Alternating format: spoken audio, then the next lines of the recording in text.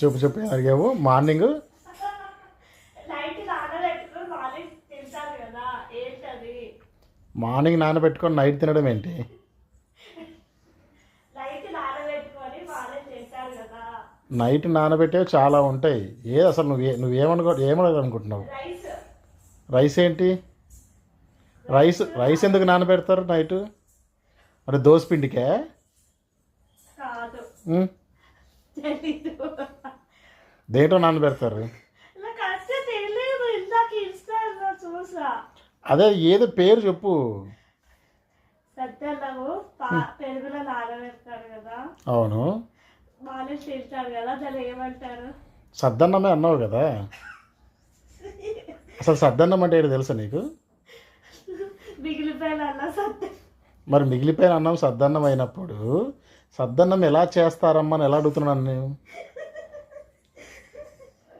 ఇప్పుడు రాత్రి ఎక్కువగా రైస్ పెడతావు, మిగిలిపోయి ఉంటుంది. ఆ మిగిలిపోయిన రైస్లోకి వాళ్ళు పెరుగు వేసేసి పక్కన పెట్టేస్తారు కాస్త నీళ్లు పోసి. మార్నింగ్ ఏం చేస్తారు? అన్నాన్ని మంచిగా సాల్ట్ వేసుకొని పిసుక్కొని ఉల్లిపాయ పచ్చిమిర్చి వేసుకొని తింటారు. దాన్ని సద్దన్నం అంటారు.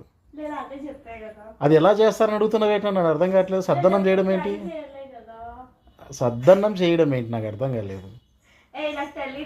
ఇప్పుడు నువ్వు ఒక గ్లాస్ ఎక్కువ పెట్టు రైసు, మిగిలిపోతుంది, దాంట్లో పెరిగేసి పక్కన పెట్టాయి, అయిపోయింది. పాలు పోసి కొద్దిగా పెరిగేస్తే పొద్దున వరకు తోడుకుంటది. అప్పుడు వేడి వేడి పాలు పోస్తున్నారా? లేదు, కాల్చిన పాలు పోసి. మరి వేడి పాలన్నా కాంచిన పాలన్నా ఒకటే రాధిక. రైస్ వేసి కాల్చిన పాలు పోసి కొద్దిగా పెరిగేసి దాంట్లో ఉల్లిపాయ పచ్చిమిర్చి పెట్టేసి మూత పెట్టేసి పొద్దున వరకు తోడుకుంటాను కదా.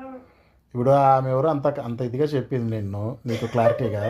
మళ్ళీ నన్ను వచ్చి ఎలా చేస్తారని అడగడం ఏంటి చిత్రంగా? నీకు తెలుసా లేదా? నాకు తెలియదు అమ్మా ఇలాంటి సద్దన్నాలు. వెళ్ళి పని చూసుకో.